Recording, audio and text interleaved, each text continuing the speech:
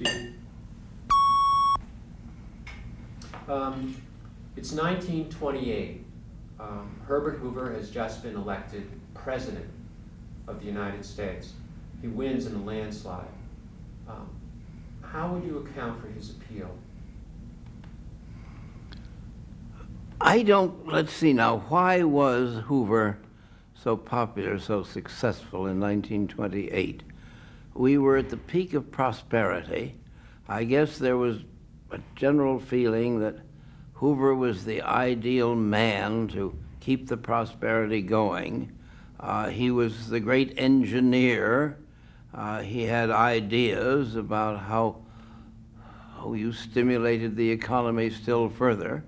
It was a tremendous boom, you know, the mid-20s.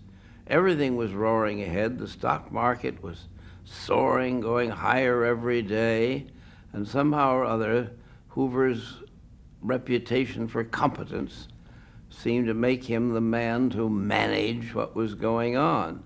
He was running against Al Smith. Excuse me one second, sir.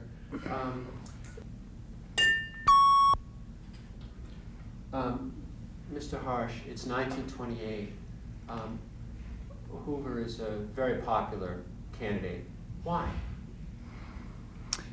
Well, there was a tremendous wave of prosperity. He was an engineer. He was supposed to be very good at economics. We all assumed that he was the man that would keep things rolling the way they were. Continuity, make things even better. He promised more prosperity than ever before. Why change, what is the great thing, why change horses in the middle of the stream? Why change horses? The Republicans were in the saddle, everything was booming, everything was rosy. Al Smith was talking about better times, yes, but Hoover does seem to represent continuity. You were voting for more of things as they were. There was no great dissatisfaction. True, there was economic trouble brewing under the surface, but the fact that there was rising unemployment was not generally realized. We didn't realize until the bottom dropped out of the stock market that there were nearly 10 million people out of work, that unemployment had been growing all the time. It was a period, of course, when after the war there had been a great deal of change in the American economy. The new labor-saving devices that were developed during the war and sometimes as a byproduct of the war were driving people off the land. There was a tremendous migration of workers out of the farmlands to the cities. And we were developing an unemployment problem, but most of the people weren't aware of it. Those who weren't on relief and in the soup kitchens didn't know they happened. They hadn't been publicized. You just assumed that everything was rosy. Okay, I'm going to ask you this question again because we have new lighting conditions. In 1928, President Hoover, Herbert Hoover, was very appealing as a candidate. Why? Oh, because we had prosperity and everybody wanted to keep it going. They weren't quite sure of Al Smith. What would Al Smith do with the existing situation? He sounded like somebody who might want to change something. And, you know, the ruling class, the old upper class, was perfectly happy with things the way they were. There was growing unemployment, of course, in places, but somehow or other you didn't know about it at the top. The fact of the boom market, stock market, rather tended to conceal the fact that there was rising unemployment due to new technologies. Remember that was a period when corn huskers and corn harvesters and all sorts of new high-tech machinery were coming in to save labor, to reduce the dependency of the large landowner on farm labor. You were unemploying people on the farms by the hundreds of thousands, and they were moving out of the farmlands of the South and West and into the cities. But as long as the market was booming, the majority of people who took the trouble to vote, the existing middle and upper classes, didn't realize that there was anything wrong. They thought that prosperity was eternal, that we were in a new kind of wonderful era. The affluent society was here and it was going to continue. And why upset it?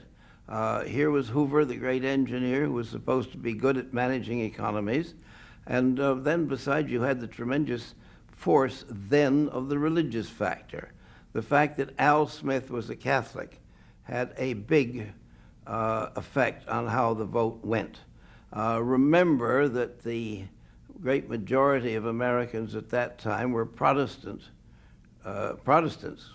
Christians, and they were afraid of the Pope. I know that my mother voted for Herbert Hoover out of fear that if Al Smith were elected, the Pope would be running the White House. The Republicans put out a rumor that the Catholics already owned a house across the street from the White House on 16th Street on Pennsylvania Avenue, and that they would dig a tunnel for the Pope so that he could get from his house across the street into the White House and run the country. Lots of people believed that sort of thing. And they didn't realize, because their stocks were making more money every day, that the country was on the verge of an economic disaster. They didn't know that. Hoover was, he radiated confidence in his ability to manage things. After all, he'd saved the Belgian orphans during the war, and he was just the man to see to it that everything was kept on an even keel. Thank you. Perfect. Let's cut. That was great. Play this. How was, you had personal experience with your own paper.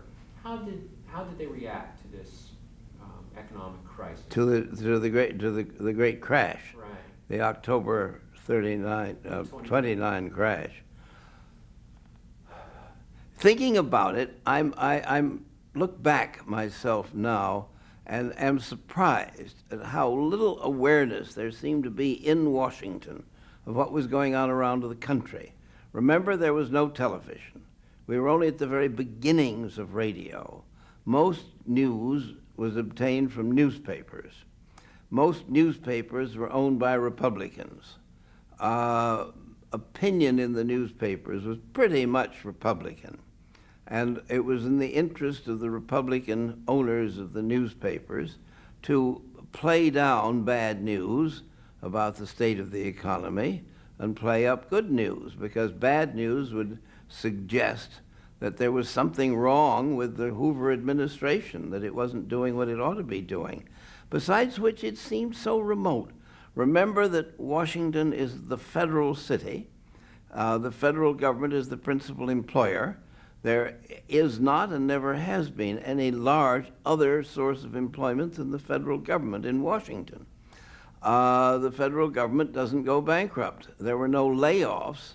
The federal government was hiring more people all the time, all during that period of history, so that you didn't have real unemployment in Washington, and you didn't have much awareness of it until the bonus march, which came later, until you began to get serious unemployment and agitation in the outlying regions of the country. But you didn't feel it directly in Washington. The government didn't really feel it. It was slow coming, and who was unemployed anyway? The unemployed people were recent immigrants mostly. They were people from strange countries who didn't speak English very well. Mostly the old established element of the population was still getting along pretty decently.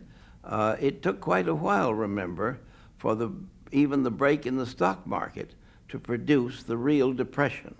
The depression was quite slow in coming. And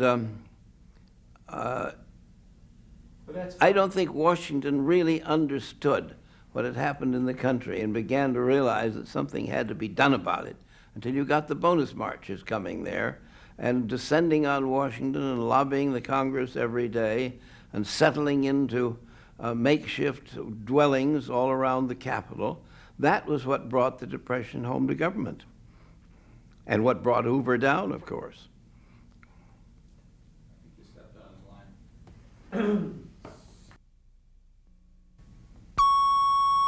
What was Andrew Mellon and Herbert Hoover's theory about what the economic crisis was doing? I don't think they were the same. I think Andrew Mellon at the Treasury, where he was running the money side of it, was an old-fashioned capitalist who resented having a lot of cheap people getting into the market anyway. I think he thought that the stock market crash was probably a good thing. It squeezed a lot of water out of the market.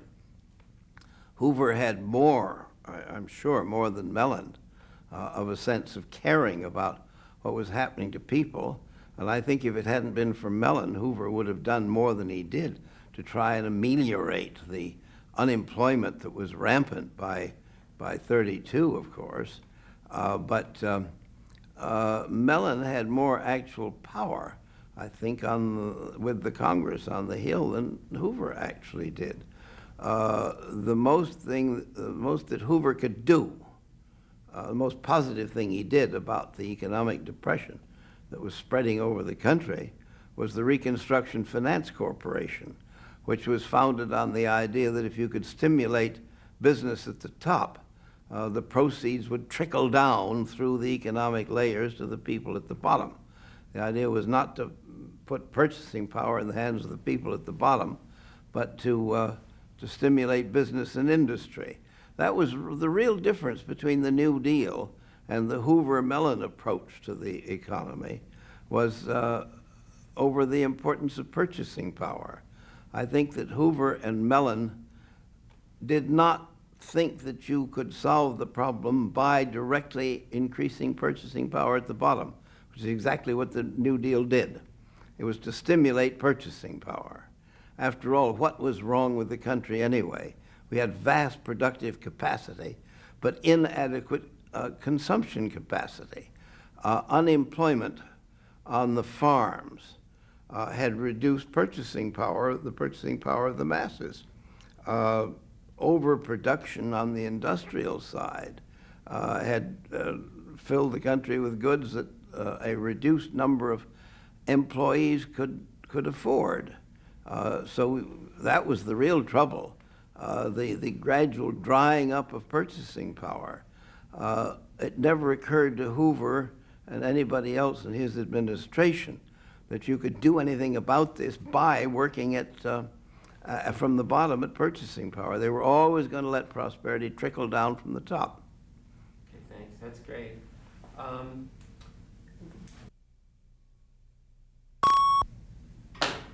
Do you remember Walter Waters? Can you describe Walter Waters, the leader of the Bonus March? The leader of the Bonus March. I have a vague recollection of a man rather neatly dressed in semi-military looking clothes, creased khaki trousers, walking around, sort of organizing things in an efficient but not very aggressive manner. He was no potential Hitler or anything like that, but he did have some personality, and he was able to persuade the bonus marchers to more or less do what he wanted them to do. Some people were afraid of him, right? Well, I suppose they were. After all, they came to Washington. They cluttered up the central part of the city. They filled Pennsylvania Avenue with people who weren't dressed in the most upper-class manner. They were a bit messy. They occupied some semi-demolished buildings along Pennsylvania Avenue. Food and dirty laundry were all over the place. There was a little fear of them, although... Do you remember walking through the bonus encampment? Oh, heavens, yes. I remember walking through it. I watched Douglas MacArthur give the order to a sergeant, give an order to the sergeant. I didn't hear his voice, but I saw him speak to the sergeant. Then I saw the sergeant gather a squad of men and then walk down the row of bonus huts made of plywood and scraps of wood, and they'd throw a wad of newspaper into a corner of the hut and set it alight, and I saw the whole thing burn. Yes, I was there among the bonus marchers. I was also behind the cavalry when the cavalry moved against one group of bonus marchers. I'm sorry, could you start out at the beginning, say I was behind the cavalry, and then go on to the burning? Tell that story again, but start out, I was behind the, sort of put it in sequence as they... Well, actually, I saw the burning before I was behind the cavalry. Oh, okay. In actual memory, I'm giving the sequence as I remember it. Okay. Well, go ahead. Go on then. You were... Let's start off by saying you were behind the cavalry, because you did that section about the burning well. So just tell the part where you saw the scene. Are you running? Yes. Okay. At one point, I was behind a line of cavalry troopers, and I heard the bugle sound, and they all started forward. Well, first of all, there was one bugle sound, and they all drew their sabers, and the sabers went up to their shoulders. And then another bugle sound, and then they started walking their horses forward.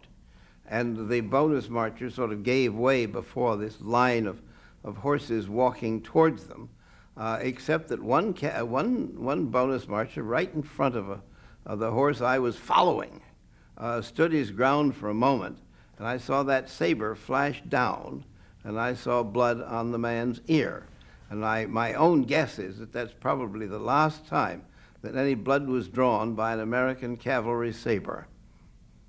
That's great. Could you tell me about the fires again? I'll keep your sequence true, but... Well, at one point, I saw General MacArthur in his regimentals, in his full-dress tunic with all his what is it? Okay, let's go for a second. Speed.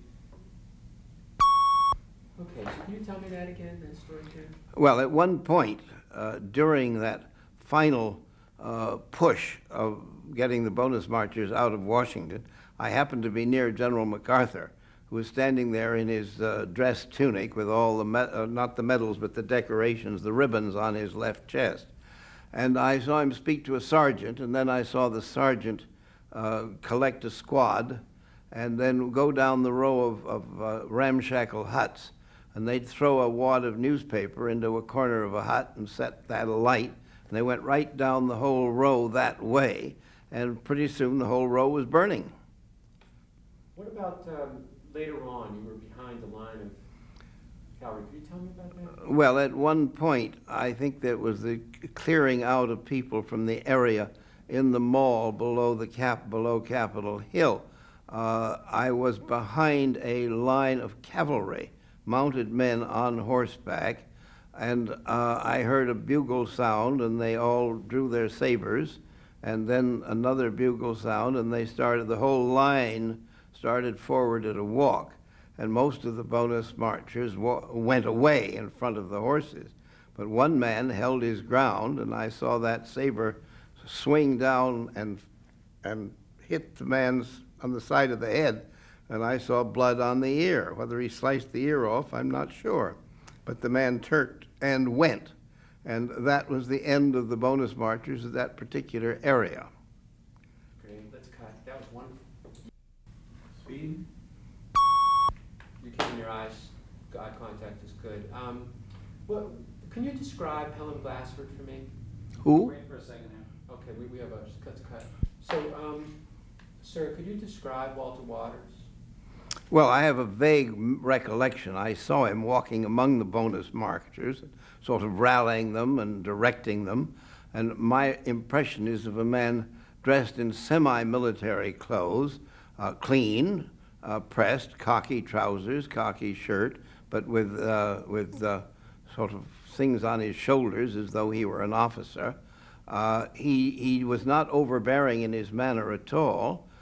He wasn't very military. It was quasi-military, mostly leadership by persuasion. He had some charisma. He did seem to influence his people and had a good deal of control over them. Who was Pelham Glassford? Can you describe him to me? General Pelham Glassford was a U.S. Army general who'd retired or been retired and became chief of police of the District of Columbia. and was greatly respected and admired. His handling of the bonus marchers was generally regarded as excellent. He was very careful to avoid confrontation and trouble as much as he possibly could.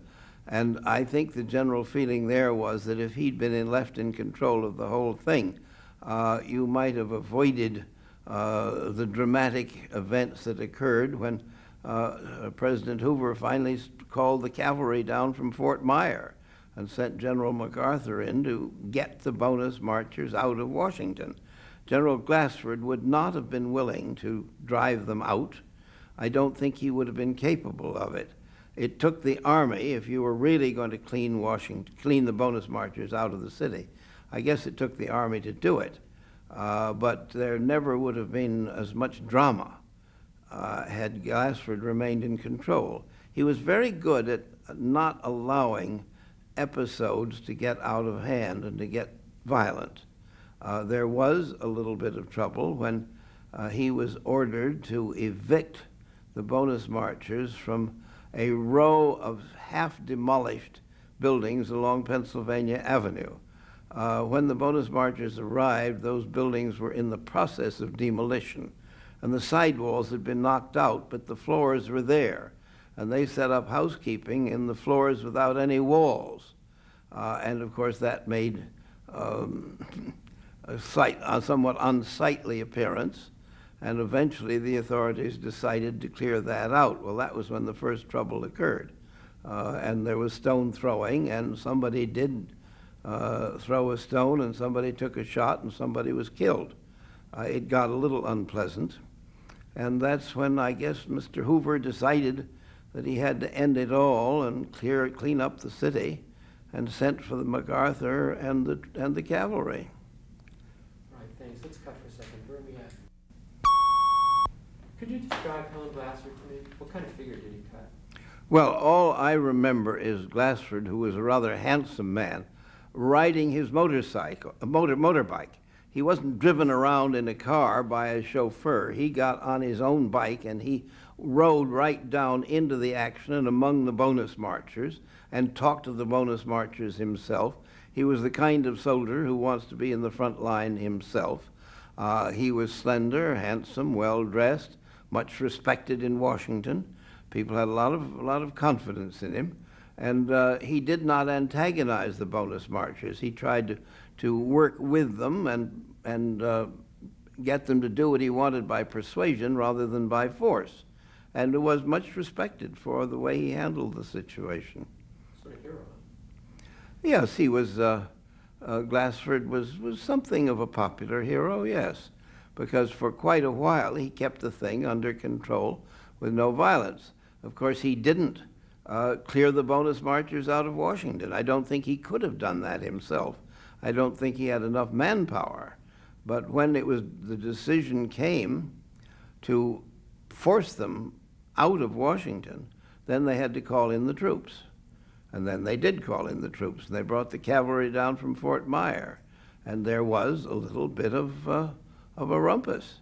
And it made tremendous news all over the country, and I think probably had more to do than any one other thing, next to the stock market crash, with the fact that when Roosevelt ran against Hoover in '32, it was a landslide against Hoover after his own landslide in '28 for him. But the fact that they called in the troops to drive the bonus marchers out of the city just kind of turned the tide the other way. Here was Hoover, who had not been able to get the stock market back on a profit run again, not been able to get the bonus marchers out of town without force and violence, without the use of the army, created a feeling that we need somebody else in there who can manage things in a different and better way. That's great. Thank you. Sir, can you tell me about President Hoover's last press conference? I can't remember whether there were 12 or 15 of us. I think it was 15 only who went to Herbert Hoover's last press conference. It was a kind of an embarrassing situation and very stiff and formal, as it always was with Hoover. You never had the easy give and take with Hoover that we of the press had since, first with Roosevelt and then with Truman and with Kennedy and Johnson. It was all fairly easy and relatively friendly. With Hoover, you had to submit questions in advance, and you only got answers to questions you'd submitted in advance. What was your personal reaction to the bonus marchers? How do you feel about those men and women? Oh, I just felt that somehow or other the bonus marchers weren't getting their fair due. I'm sorry, could you start out again? I personally felt a sympathy for the bonus marchers. I had a feeling that somehow or other the government should be doing more for them than it was doing. After all, they had been wartime heroes. They'd gone to war and defended the country or its interests. They had been promised a bonus. They wanted it sooner than they were supposed to get it under the existing law. That's perfectly true. But just the same, I did have sympathy with them. They'd come home from the war. The next thing they knew, they were unemployed and on the street, and they wanted whatever money was coming to them then and there. I don't think I'd thought through the fact that this would have increased the purchasing power of the masses of people. It would have stimulated the economy to have given it to them then, but under Hoover, the answer was no. Then, of course, Roosevelt saw what happened to Hoover for refusing to give them the bonus, and when they came back under Roosevelt, the treatment was very different. They had tent camps set up for them outside of Washington with regular bus schedules to bring them into Washington at will. They could go where they pleased around the Capitol. They could go back to the tent camps and have plenty of food. They were taken care of, and they got their bonus. And the economy was stimulated to some extent. Okay, thanks. What was the editorial line of your paper toward this bonus? Oh, most newspapers, I think, felt that editorially opposed granting the bonus on the ground that this was an unfair demand, that they had been paid properly when they were in the service, and they would get their reward eventually in the bonus, sooner or later. I don't think that the majority of newspaper editors in the country favored granting the bonus ahead of time. That's great. How do you explain the difference between the way the reporters seem to have felt and the editorial line of the papers? Well, reporters always tend to see things a little differently than the editors. Remember, the editors are older. They're working for the publisher. In those days, most publishers were Republicans and tended to be rather conservative and to favor the conservative line, to oppose higher taxes. Paying the bonus would have caused higher taxes or more borrowing, one or the other. It would have meant higher taxes. And the chief bulk of newspaper opinion was opposed to anything that would raise taxes. When you went back to Toledo, what did you see? And can you describe what's the economy of Toledo was based on? Oh, Toledo had quite a lot of different industries. It was really better off than Detroit. Detroit had only automobiles. In Toledo, my hometown, you also had DeVilbiss atomizers, you had Livio and Ford plate glass, you had Houghton elevators. You had quite a variety of industries there. The biggest single thing was Willys Overland, of course. But a year after the stock market broke, Toledo was just as badly off as anything else. I remember going downtown and realizing that every third window front in downtown was empty. As I recall, roughly a third of the workforce was on relief, was on the dole, was lining up for soup kitchen food, that sort of thing. Unemployment was roughly a third of the workforce. How do you feel about that? Well, it frightened everybody. One of the interesting things, my family was accustomed to having a live-in maid, cook maid who did all the work around the house. The time came when my mother had to say to her, "We're awfully sorry, but we can't pay you a salary anymore. We'll have to let you go." So she left. She came back a couple of weeks later and said, "Please, could I come back and live here and just work for room and board? I won't ask for any wages." Well, they paid her a very modest wage, but she had to come back for a bed and board, a place to live. She couldn't find a wage-paying job anywhere else. Jobs were very scarce.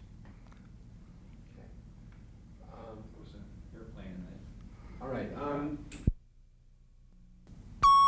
Can you describe what a typical press conference would be like with President Hoover? Well, it's totally different from press conferences that we're familiar to now from television.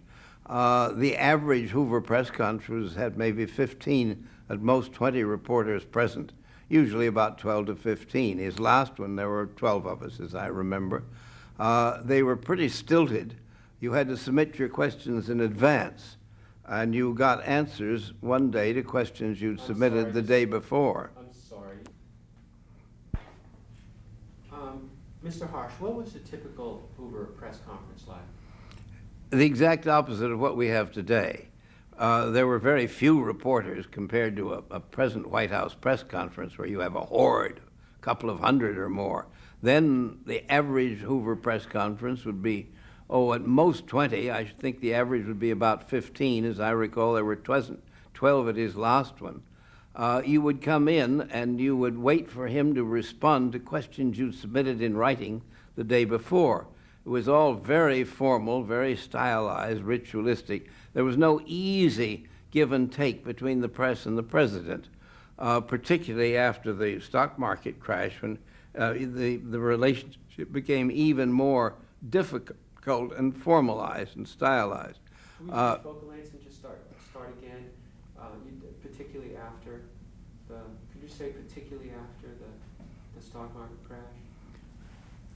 Well, particularly after the stock market crash, the relationship between the president and the press at the White House became even more formal and stilted. You still had that problem of having to submit your questions in writing. You could ask a follow-up when he'd answered your written question of the day before, but there was none of that easy exchange that came later with Roosevelt and Harry Truman and Jack Kennedy. With Hoover, the relationship was strictly formal, and he did not answer extemporaneous questions.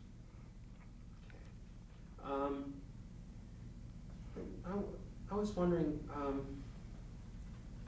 do you think the stock market crash affected him from what you saw of him? Oh, I think that the stock market crash was a terrible surprise, a terrible blow. My guess would be that he was aware that it was dealing a terrible blow at the underpinnings of administration. He had to do something about that. He had to reverse the economic trend if he was to go down in history as a successful president. He was not able to persuade his own administration or the Congress to do things that could have made a decisive difference, if any were possible. How do we know what he could have done that would have made a difference? The New Deal came on later and did the reverse of what he was doing. He was trying to stimulate the economy from the top. The New Deal was trying to stimulate the economy by building purchasing power at the bottom. Hoover and his party were incapable of taking that approach. So I should say the poor man was doomed to political disaster from the moment the bottom dropped out of the stock market. Great. Could you describe who Douglas MacArthur is in 1932, the image that Americans have of him?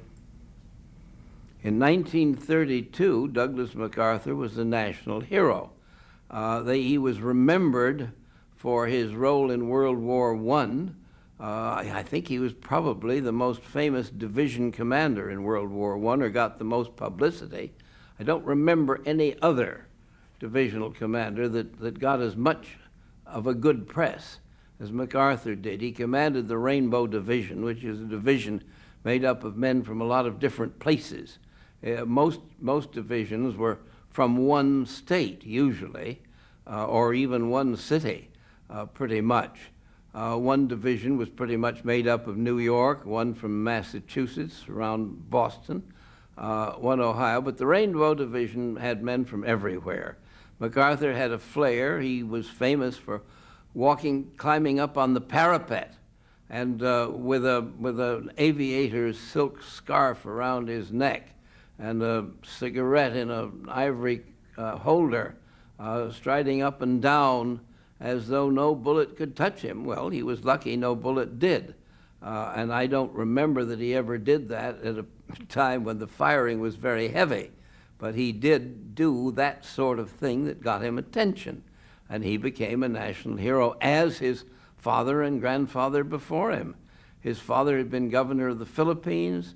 His grandfather, Arthur MacArthur, was the man who first planted the flag on the top of the, what was the mountain, the Battle of Chickamauga?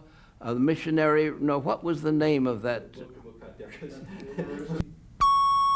So my question is a question that we've talked about before. Communism. Was there a real threat of communism at this time? Oh, that's a big, big question. Was there a real threat of communism? Communism had a great deal of appeal in those days, the new generation. It's very interesting that the rise of communism followed after the Depression. I don't think communism really took very much until after the stock market crash and the Great Depression. Interestingly enough, all of those people in the British Foreign Service who became traitors went to Cambridge University in England after the Depression. I don't know of any graduates before the Depression who went communist and were traitors. They were all people who'd lived through the Depression in their student days. It had happened before they went to college. And they felt that communism was the answer. The fact of the Depression gave a black eye to capitalism, of course, and made communism seem, it was unknown. Nobody knew what communism really meant. But it was different. It proposed something different, and it had a good deal of appeal for that very reason. Today, of course, it's been exposed as not being a true answer to economic problems.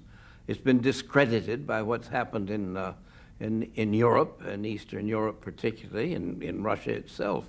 Communism doesn't work.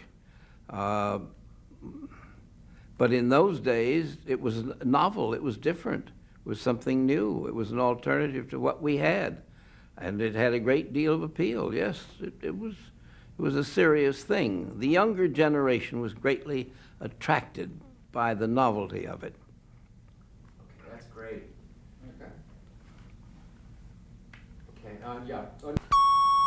Sir, there was talk that there were communists amongst the bonus marchers.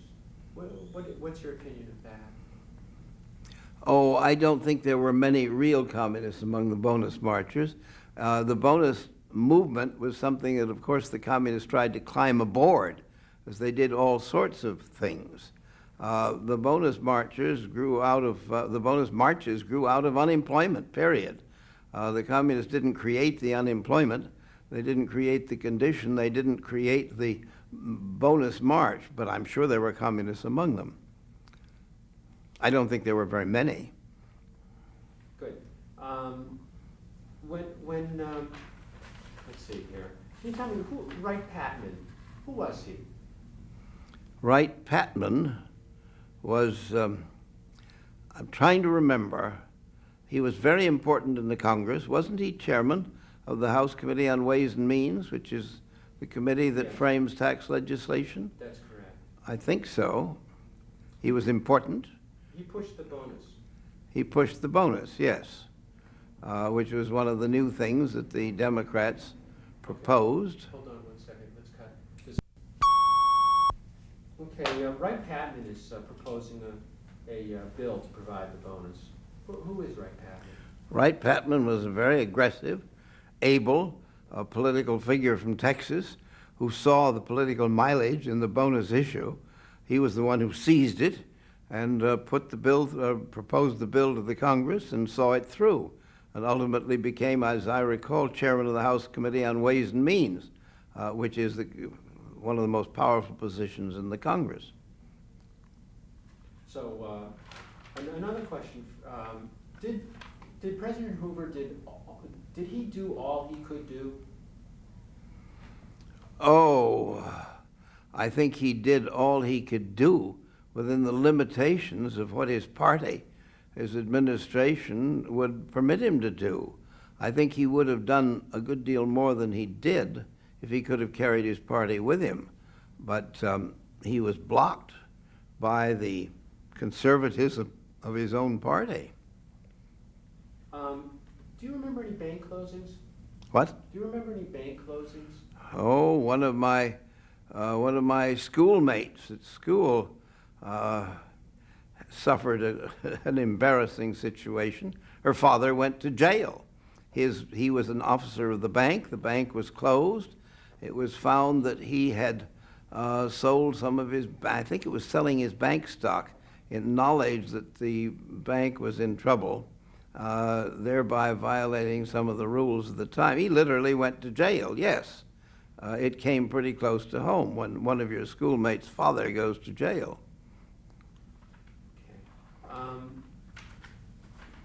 What place in history, in American history, do you think the bonus march has? Oh, the bonus march was the thing that brought home to Congress the fact that there was a great deal of unemployment and mass distress and mass resentment. It caused the incoming Democratic administration to do all kinds of things it might not have otherwise have done. Had there not been a stock market crash followed by the bonus march, Hoover might have been reelected and we'd have gone on as we were. But the bonus march and Hoover's treatment of the bonus marchers, I think, made his defeat inevitable in the next election. Great, let's cut. That's fine. Hold on a second. Could you describe to me President Hoover's last press conference? As I recall, there were only 12 reporters who bothered to go to Hoover's last press conference. It was a very stilted affair. The dean of the Corps, dear old fellow from the Washington Star, as I recall, made a kind of formal, ritualistic tribute to Mr. Hoover, telling him how much we'd enjoyed our association with him. Everybody was sort of embarrassed and shuffling their feet, and Mr. Hoover made a suitable reply and told how much he'd enjoyed it, which everybody knew wasn't true. He couldn't possibly have enjoyed it. I don't think he enjoyed any press conferences. He just didn't have an easy rapport with the press the way other people did.